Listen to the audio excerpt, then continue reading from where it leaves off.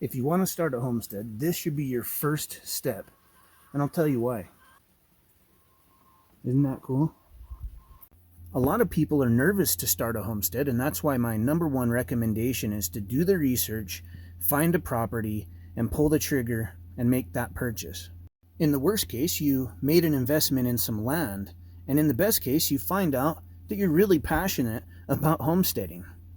Land is a historically good investment, and as long as you do the research to make sure that you don't have some sort of crazy liens or taxes on the property, or just some really extreme situation like being 100% in a floodplain, you'll probably do pretty good with the investment. For a whole lot of people, buying land seems like it's out of reach, but I'm here to tell you that it's not. There are ways, no matter your situation, that you can get into a good piece of land to homestead. I'm not going to say that it's easy. It could be if you have a huge budget, but I came out here with nearly nothing. But the fact that I was really dedicated and driven made it possible for me to get ahead and build some wealth on my homestead. When I first came out here, it was just raw land, and now I have animals and gardens and a geothermal. Today I'm planting fruit trees. I can't tell you how amazing this place will be in 6 months. I think off-grid living just might be the future of home ownership, or the future of the American dream. It gives you a lot of opportunity done right to get ahead, to save money, and build yourself a promising future. I was pretty confident when I rolled the dice to give this all a try, and now I can tell you without a doubt that I'm going to grow old here, and I'll be right here on my homestead for the rest of my life. So I highly recommend doing your own research. I would never ever jump into something because you see some other people doing it. Do some research, find what kind of land you're looking for. I would be open-minded to search the entire United States. You'd be more likely to find the right piece of land for you that way. Then, when you find a piece you think would be a good idea to purchase, call the county and ask them questions. You want to do due diligence, and part of that is finding out if there's back taxes owed on the property. Are there any liens on the property? Is there easement to the property? Where can you put in a driveway? Has it already been surveyed? Do you know what the boundaries are to put in the fence? What can you build without a permit? Can you park your RV on there or start building right away?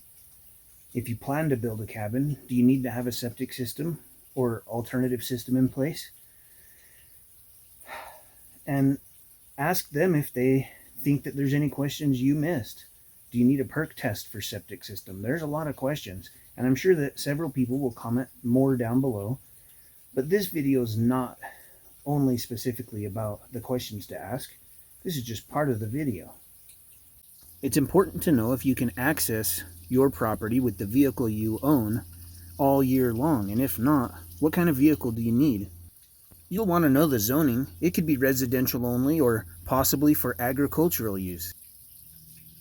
If you're starting out anything like I did, this is frugal off-grid. I did not have a lot of money when I came out. I didn't spend a ton of money on my land. And this wasn't even an option I was aware of at the time.